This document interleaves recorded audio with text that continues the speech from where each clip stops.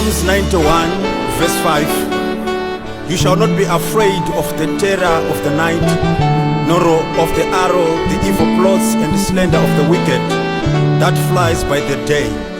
There shall no evil before you, nor any plague or calamity come near your tent. Indeed, we are more than conquerors through Christ who strengthened us.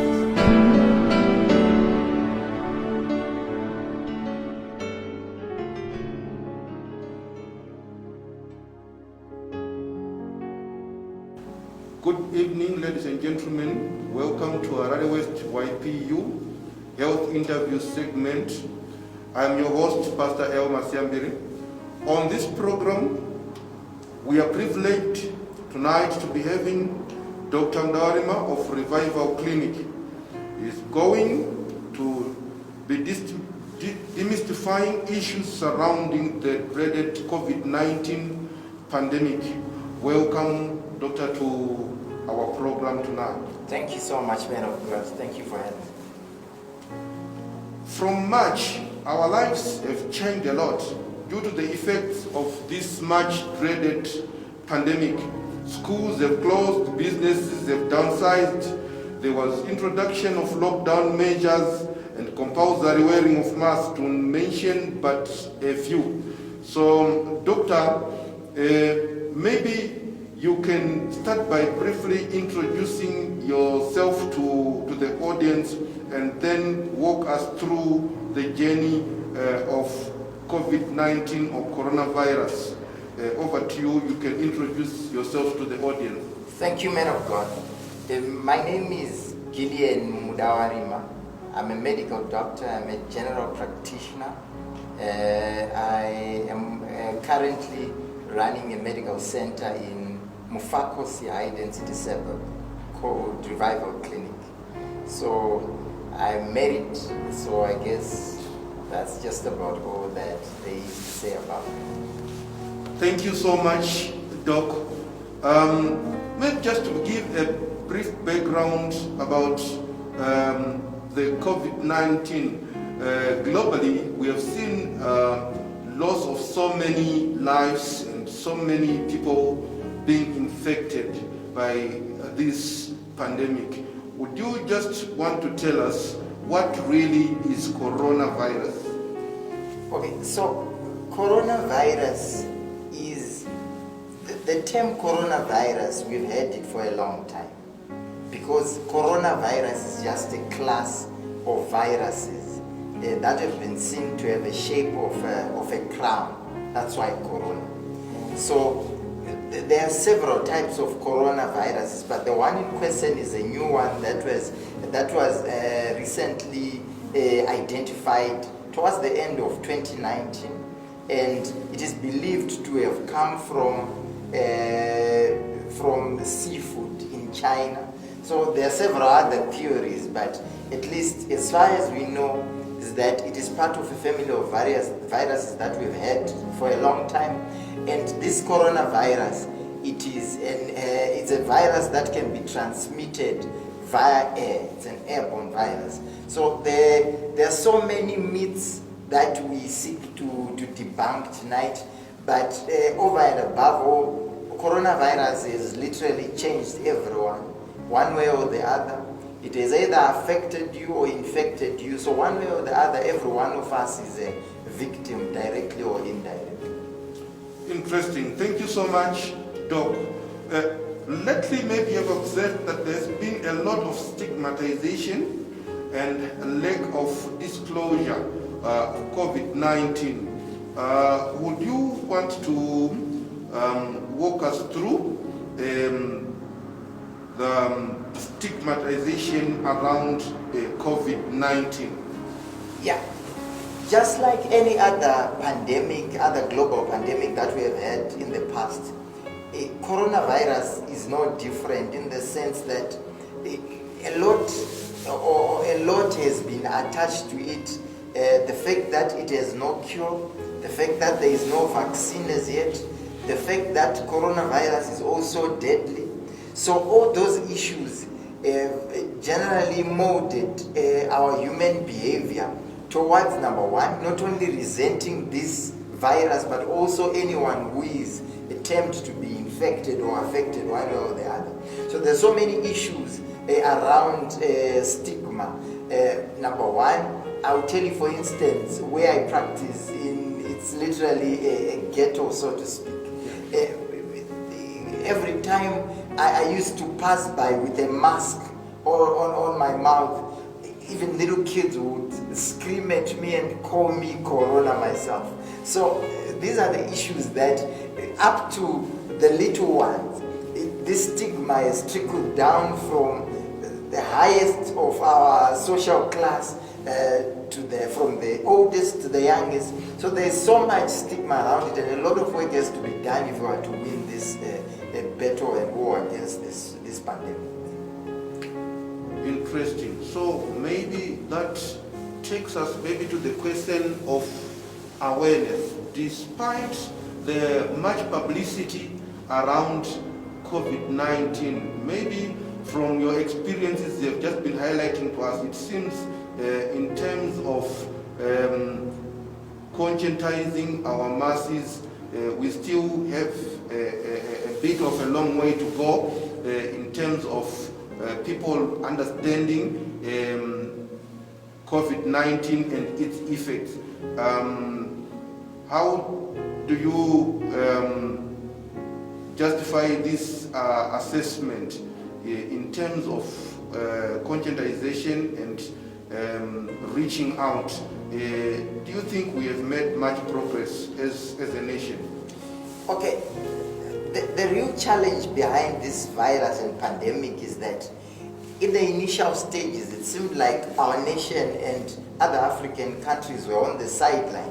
We used to hear news about this pandemic and this virus ravaging lives all across the world except back at home.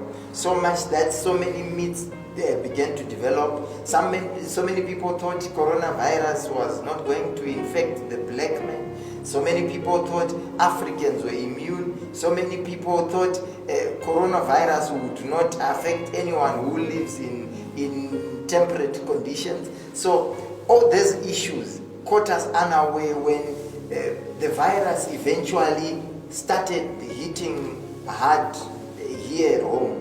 There's so many issues that we have not managed to deal with. For instance, number one, the ministry and the media have done quite well, I should say. But the only problem is that I guess our society is, we've got a lot of Thomases.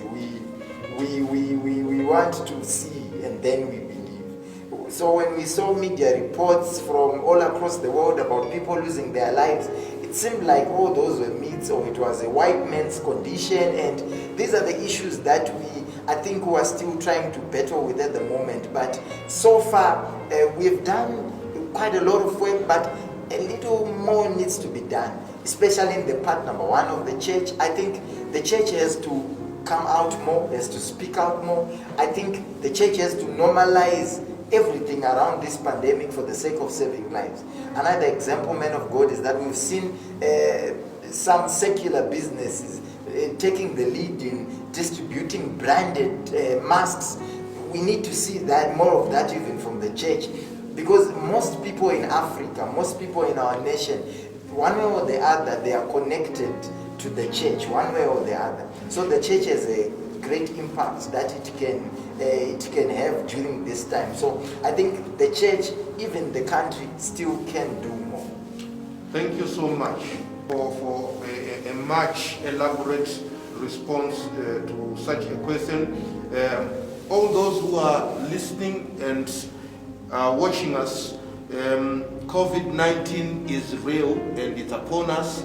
It is everybody's responsibility to make sure that all the citizens are safe, even at home. It is everyone's responsibility to make sure that our kids and our loved ones are safe. To the next question, Doc, I was just talking about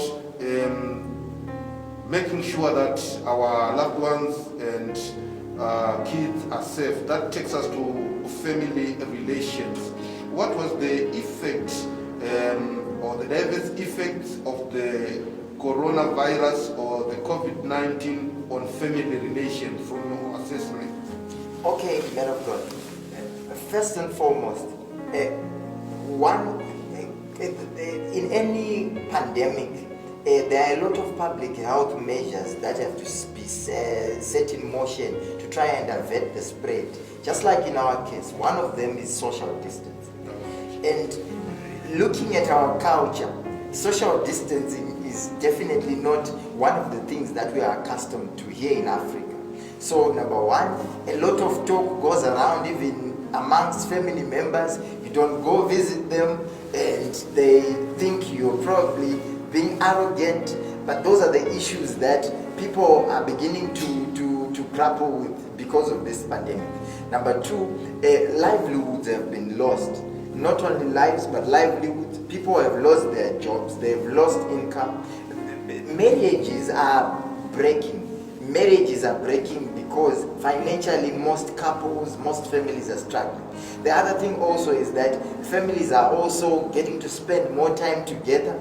I've recently seen a report from the Zimbabwe Republic Police. There's been an upsurge of domestic violence cases. So there are a lot of dynamics to this pandemic that has led to so much damage and harm to our relations. But however, there is also some light in all this. For example, there are so many people who have had so many busy schedules. They've also gotten time to spend with their families. So it's not all gloomy in all this. There are also ways in which we have also managed to get our relationships to strengthen. People have also strengthened their communication via virtual means. People now can call each other more often because they definitely know that we may probably not get a chance to visit each other. So there's so many dimensions to this, but I would say to a larger extent, there's been more of harm to relations because of the coming of this pandemic. Oh, thank you so much, Doc. More of harm than benefits brought about by COVID-19. Doc, maybe you would want to say something on healthy eating and exercises. In face of this COVID-19, you know, a lot of people, some used to jog in the morning and maybe in the evening, depending in the location they are in. But now, because of the restrictive lockdown measures and maybe in our case, the curfews that have been imposed, it means that people are no longer able to go out and do exercises the same as healthy eating. You know, whenever you talk of health food, it means that you have to travel to go and get them, be it Mbarem Sika, be it the local market. Now, it seems people are a bit restricted now. What's your comment on healthy eating and exercises, especially in this situation that we are in of COVID-19? Okay, man of God, let me start by saying there is no reason whatsoever that can stop any man from getting what they want, no matter how gloomy things may look.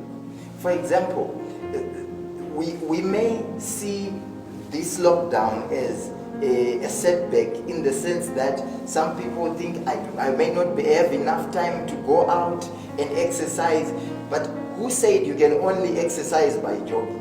Who said you can't exercise indoors? Who said you can't exercise in your backyard? Who said you can't exercise in your bedroom? So it is another way of trying to maneuver and find ways of maintaining a healthy living even during such a time. There are so many ways by which people can maintain a healthy lifestyle even under lockdown. That's number one. Number two, the other thing also is that the good thing is that not everything is under lockdown. We've seen that so many markets, so many stores have instituted some online shopping. You can shop from the comfort of your home. They will come and deliver. So there is no reason really for one not to exercise, for one not to eat healthily simply because we are on lockdown. And the other thing also, remember the curfew is a restriction to try and curb the spread, because remember after hours most people would gather at public places like beer halls and shopping malls, and this is just a public measure to try and control the movement of people and consequently the spread of this virus. So there is no reason whatsoever that would stop people from exercising or living healthily. So let me say there is still so much room to maneuver around all these restrictions, and there is still light, and you can still achieve what you want to achieve. And the other interesting thing is that the statistics of this pandemic globally have shown that over 80% of people who get infected with this virus would naturally do well, even without any form of treatment. Okay. So they will naturally fight off this condition. But however, one of the things that scientists have also noted is that fighting off this virus is a function of how strong your immune system is. So speaking of our diet, one of the things that have been seen to improve our immune system or boost our immune system, so to speak, is taking a diet which is rich in vitamins. So vitamin C foods generally are citrus foods such as oranges, lemons. So people can utilize citrus, and here at home you can get such fruits at fairly reasonable prices. So those are the areas where people will probably need to put more emphasis on their fruit, veggies, and will definitely be fine. And the other thing also, so many people who have had problems with any form of airway or chest problems, such as asthma, heart disease, have been seen to have problems when they get infected with this virus. But one of the interesting things is that any person who undergoes regular, moderate exercise will also eventually have an improved lung function, and that also improves their ability to shake this virus off in the event that they get infected. So those are the dynamics around a diet as well as exercise. Thank you so much, Dr. Mudawarima, for clarifying these issues. Ladies and gentlemen, like we said, we are with Dr. Mudawarima of Revival Clinic in Fakose, who is helping us through debunking the mystery around COVID-19. Doc, you talked about in-house exercises that people can do. Maybe you can just give us some few examples, because I talk of jogging because it's one of the exercises that so many of us are used to do. Let's say we don't have a gym at home, like most of us. What sort of exercises do you recommend that people can do whilst they are under this lockdown? There's so many, I'm not exactly a fitness expert, but there's so many exercises that people can undertake even from their bedroom.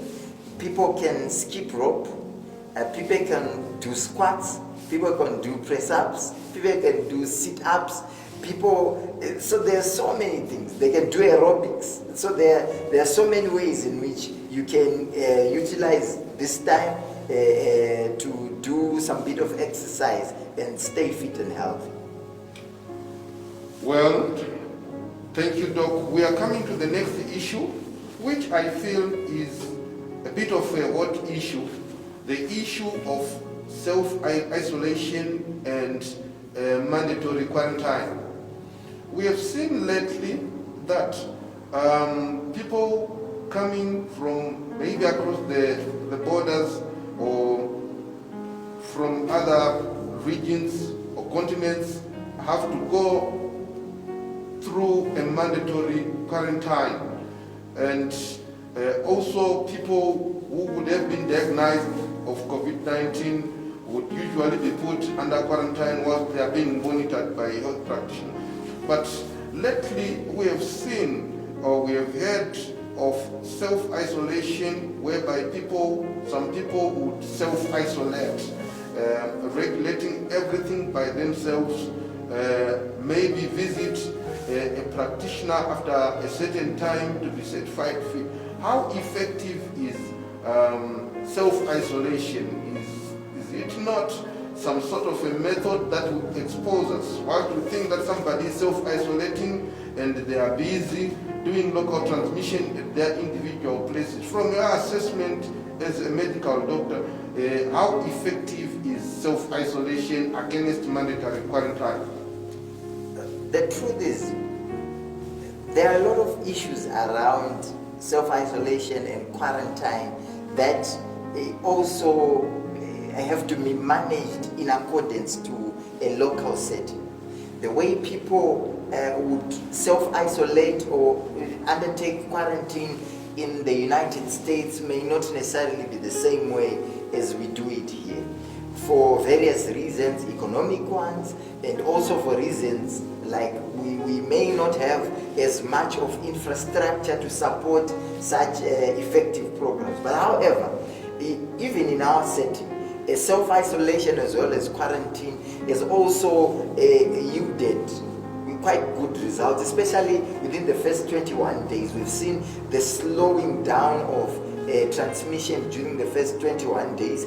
After it was lifted, there was an upsurge of our cases, and it is also seen that every time that restrictions are tightened a bit and self-isolation is imposed on, we have seen an improvement on the progression or transmission of this virus.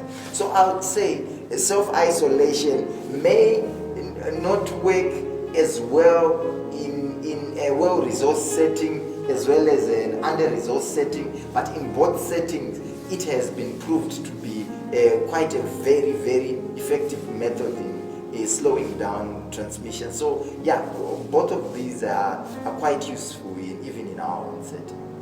Thank you so much, Doc, for clarifying that. Ladies and gentlemen, we are coming to the end of our program, but maybe before we go, we need to hear this from Dr. Mudawarima. We have noticed lately that there have been problems, most of them psychiatric, caused by COVID-19. Would you want to walk us through such problems and how best they can be mitigated?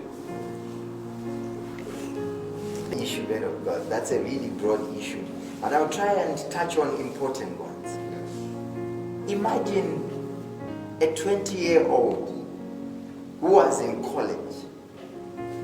They are no longer going to college right now. They probably lost their dad. Their mom probably lost their job. They're probably homeless now within a short space of time. How do you think that young man would feel? How do you think that young man emotionally would be placed right now? Imagine suddenly people are just losing their lives. I think we could see videos even in the beginning of people just dropping dead in some nations. Some nations were so overwhelmed that coffins would be seen lying around even in the streets. So there's a lot of psychiatric conditions that have come on the rise because of this pandemic. People have lost livelihoods. There's a lot of depression going on.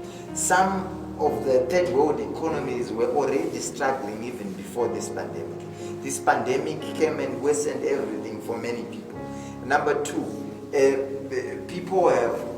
marriages have broken down, like I have previously alluded to. because financially most families have become worse off than before the pandemic. So there is a lot of depression, there is a lot of traumatic stress disorders, there is a lot going on in the moment. So what I would safely say is that what we could do even at personal level is find time to call your beloved ones. Call them, try to check on them, most especially if they've been affected or infected. If you know somebody who's lost their job, if you know somebody who's lost their livelihood, if you know somebody who's been infected or who's tested positive to COVID, they need our support. Call them from time to time, find out how they're doing. Right now it's the time to stand in the gap for each other. We really are stronger together during such a time. And some of the people may not be able to seek medical care because they probably don't have the income. Try and assist where you can. So this is the time where we need each other and we'll be stronger together. Oh, quite a powerful response there, Doc. Thank you so much. Thank you so much for demystifying COVID-19. We are running out of time and we have approached the end of our program. Ladies and gentlemen, maybe before we go, Dr. Mudawarima, would you just want to give us some parting remarks as we are concluding our program? Okay, thank you, men of God. These are my last words. Number one, COVID-19 is real. COVID-19 is here with us. We don't know up to when, but for now, let us be our brother's keeper. Let us wash our hands. Let us sanitize regularly. Let us wear face masks. Let us wear shields. Let us do social distancing. Try not to travel or move around if it's not necessary. Let us know that even if you think your immune system is well enough, let's do it for the next person.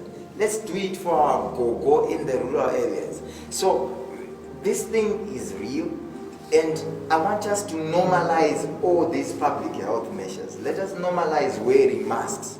And let us also know that we have been betrayed by the fact that we have thought that we are not going to get COVID-19 from my relative. I'm probably not going to get COVID-19 from my friend. You see, when people interact, they take off their masks. They put their masks down their chins because they think they are not going to get it from someone they are related to. So let us normalize these preventative measures. Let us normalize wearing masks. Let us normalize washing our hands. So I think we will be good, and this too shall pass. Oh, thank you so much, Dr. Mudawarima. We have learned a lot through this program, through your responses. We just hope our audience have been fully educated through this program, and they are going to adhere to the recommendations that we have given. Ladies and gentlemen, we have come to the end of our program, and I'm left to thank all of you who have taken time to be with us tonight on our health segment of the Harare West YPU. And to Dr. Mudawarima, thank you so much. Our prayers are always with you and other frontline workers for the splendid job that you are doing, that of preserving lives. Thank you so much. May God richly bless you.